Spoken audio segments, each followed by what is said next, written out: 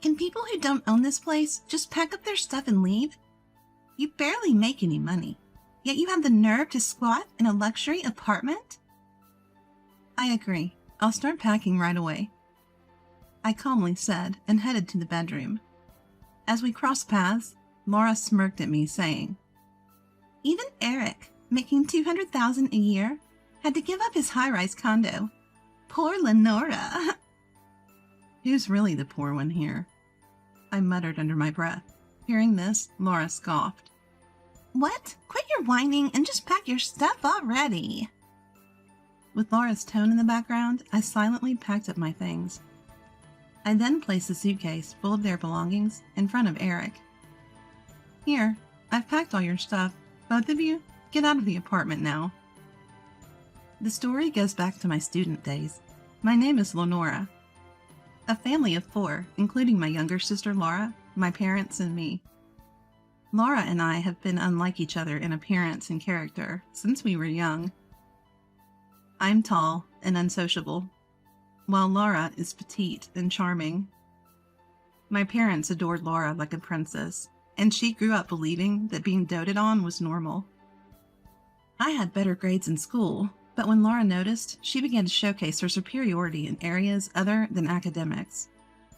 Whenever my parents tried to compliment my academic achievements, Laura would immediately steer the conversation to how popular she was at school. "Who cares about grades? Listen to this. I've been chosen for the lead role in the school play for the cultural festival. Everyone recommended me." My parents quickly showed interest in Laura's exciting news. "Wow, that's amazing. Way to go, Laura. You've always been loved by everyone." "Good communication skills are more important than studying nowadays, right? Lenora, do you even have friends? You're always reading books, even in middle school." While my parents also showered me with love, Laura seemed not to appreciate even that. "Lenora, what would you like for your upcoming birthday gift?" I'd like a winter coat." "Let's go shopping for it soon." Upon hearing our conversation, Laura immediately told Mom. "I'd like a coat for my birthday next month, too." "Really? Well, let's go shopping together then." The family shopping trip was entirely dictated by Laura's pace. "I want to shop here." The store Laura chose had designs that I'd never wear. Too cute for my taste. I was thinking of something a little more subdued." "Oh, come on. It's a hassle to go to different stores, so just pick something from here, Lenora." With that, Laura had me try on a coat she spotted. "How about this? Try it on." "I'm not really a fan of it." "Just try it on. It'll look good on you, trust me." I ended up reluctantly buying the coat Laura had me try on, even though I didn't like the design. On the way home from shopping, Laura discreetly approached me. "Lenora, I'm glad you bought it, but that design might not have been the best fit for your plain looks." Even someone like me eventually got a boyfriend in high school. "Hey, Lenora, is it true you're dating the baseball team's co-captain?" Yeah, I guess." A few days later, Laura announced to me, "I'm dating the captain of the baseball team now, Lenora." "Oh, really?" "Your boyfriend is the co-captain, and mine is the captain. I win." "Sure you do." Laura always seemed to be competing with me, but it didn't really bother me. Despite my nonchalant attitude, Laura continued to harbor hostility towards me. After I graduated college and got a job at an IT firm, Laura landed a job as a receptionist at a well-known company 2 years later. "My company is way more famous than yours, Lenora. Even the recruiters know what's up. I'll have my pick of highly educated, high-earning men. I'll marry rich and then quit." Laura said this with a sense of triumph. It seemed Laura's primary goal was not to work, but to find a wealthy husband at the company. As she declared, Laura dated various men, both inside and outside the company, and she reported each new relationship to me. "Don't you have a boyfriend, Lenora?" "I find my job fascinating at the moment, so I'm not too concerned about having a boyfriend." At this, Laura laughed sarcastically. That's such a not popular excuse, Lenora. In that small company of yours, you're never going to find a decent man. But a year later, I met Eric, and things moved quickly. We got engaged. When I introduced Eric to my family as my fiancé, Laura was genuinely surprised. Lenora, didn't you say you didn't need a boyfriend? At that time, I really felt that way. Eric quickly jumped in to ease the tension. Laura, love is unpredictable, you know? A cute girl like you would understand what I'm saying. Yes? Laura blushingly responded to Eric's smooth smile. Then she leaned in to whisper to me. Lenora, where did you find such a handsome guy? Is he from your company? No, we don't work at the same place. I thought so. There's no way your company could have someone that great. So, is he from a big-name firm? His eloquence makes me think he's global or something, right? Laura seemed to assume from my vague response that Eric was from a high-profile company. Thanks to Eric's natural social skills, talks about our wedding with my parents went smoothly. We opted for a small ceremony with just close friends and family. Laura kept complaining. I want to meet Eric's colleagues. Then Eric and I began our newlywed life. After moving in, we invited my parents and Laura to our new home. Laura was shocked. No way! This is your new place? This isn't just any upscale apartment in Boston. How much does he earn? Laura pressed me excitedly. Does he make around $500K a year? Come on, tell me. No way, not that much. So $400K? No. Finally. Fine, $200K? Right? Well, about that, yeah. Laura, having pried the salary out of me, was muttering to herself. Handsome, eloquent, and high-earning? Lenora gets everything. Then she unilaterally declared a sort of competition. I'll find a guy who's more handsome and earns more than Eric. You'll see. After that, Laura became more active in looking for a marriage partner, often attending matchmaking parties. However, a few months later, she started to visit us frequently. And it seemed she was even coming over when I was at work. Hey, Eric, did Laura visit again today? How long was she here? Oh, I don't remember exactly when. I chatted with her a bit, and then she left soon after. Ah, yes, I appreciate your always being there for my family. What are you talking about? Your family is my family, Lenora. Eric's words put me at ease, and I stopped worrying about how often Laura was visiting our home. One day, after coming home from work, I found Eric and Laura sitting together in the living room, waiting for me.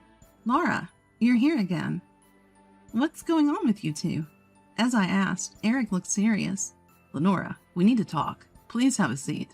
Talk about what? The truth is, I want to break up. What? What are you saying? I want to divorce you and marry Laura. Are you kidding me? I have a child with Laura. What? Laura chimed in, grinning. Sorry, Lenora. I'm in love with Eric. We want to be a happy family with our child, so we need you to step aside. It turns out Laura had been cheating with Eric all along.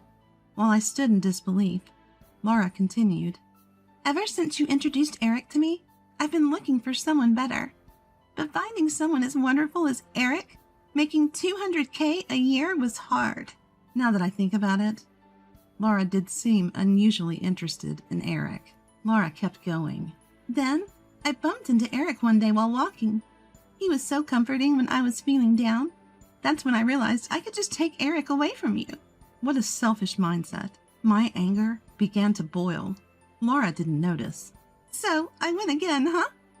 If you step aside, it proves I'm better than you.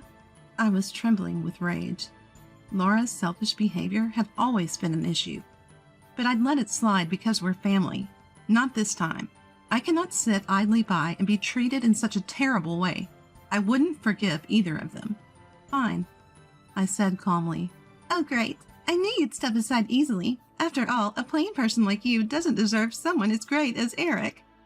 So now that it's settled, you'll be packing up and leaving this fancy apartment that's too good for you, right? Hearing Laura's words, Eric quickly responded. Whoa, hold on. Whether or not I own this apartment doesn't matter. Let's sit down and talk this through. Laura shot him down immediately. Are you kidding me? You don't even make much money, and you want to stay in a luxury apartment? How shameless. I agree. I'll start packing now, I said quietly and headed to the bedroom. Passing by, Laura said to me with a laugh. Aw, poor Lenora, having to give up a $200,000 a year guy like Eric, and a fancy high-rise apartment. Who's the real loser here? I mumbled under my breath. Hearing that, Laura scoffed. Excuses, excuses. Just go pack your stuff. With Laura's voice in the background, I silently packed up. I put all the packed belongings in front of Eric. Here, all of your stuff is in here. Now leave this apartment. Laura looked stunned at my words. What are you saying? You're the one who's supposed to leave. No, it's Eric and Laura who need to leave. Both of you. What are you talking about? You're the one who said it's shameless to stay in a luxury apartment without making much money, Laura. Eric, you get what I'm saying, right? Could you please explain it to clueless Laura here? Eric spoke in a voice so quiet it could disappear. This apartment isn't mine. What do you mean? I didn't buy this apartment. Lenora did, so it's in her name. Laura's face contorted. Why would you put it in Lenora's name? Eric should be the owner since he makes more. Eric's voice kept getting softer. My income is actually less than Lenora's. What? But you make $200K a year. That $200K is Lenora's salary, not mine. You're lying. Finally, it seemed like Laura understood. Our household income is about $200,000, but most of that comes from me. After landing a job at an IT company and overseeing a successful app business, my income had increased significantly, and that's when I met Eric. Back then, I started dating Eric because his cheerful personality was a relief to me during my hectic work days. I figured that once we got married, he would give up his part-time job lifestyle. But as my income increased, Eric worked less and less. By the time I had told Laura everything, she had turned pale. Wait, Eric has a job, right? He's not unemployed. He pretty much is. I stuck around with him because he was emotionally supportive when I was busy. But he's just a man of empty words who eats through our savings. You've done me a favor by taking him off my hands. But Eric always paid for high-end restaurants on our dates, and even bought me designer clothes. That means he has savings, right? Hearing Laura, I couldn't help but smirk. That's just Eric, always putting on a show. He's been reckless with his credit card just to impress people. I was the one cleaning up his financial mess. From now on, our accounts will be separate. You two figure out how to handle the bills. Wait, you mean he was blowing through money on a credit card without savings? Who does that? Who knows? I can't figure out the mind of a man dumb enough to cheat with his wife's sister. Oh, and the mind of a woman dumb enough to cheat with her sister's husband is beyond me, too. So you mean my dreams of marriage to a man earning $200K and living a luxurious life in a high-rise condo are shattered? Without any mercy, I kicked both the pitiful Eric and the crumbling Laura out of my apartment. I quickly finalized my divorce with Eric and also filed for alimony. Neither of them had any say, given they had confessed to their infidelity. They had no choice but to comply with the financial demands. Even after learning that Eric was unemployed, Laura had no option but to marry him because she was pregnant with his child. She hoped that fatherhood would make him more responsible. However, Eric's lazy habits didn't change. Originally, he cheated with Laura, thinking she was richer than me, as she worked for a top-tier company, but he had no intention of working himself. He continued his part-time lifestyle, draining Laura's modest savings to pay off the divorce settlement, leaving no room for credit card debt repayment. Now newlyweds, Laura and Eric sank into a life of debt. They couldn't even afford a new place and had to live in Laura's old apartment.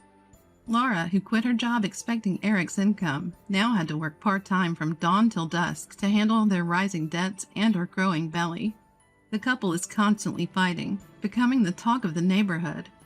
On the other hand, my savings started to soar as soon as I got rid of Eric.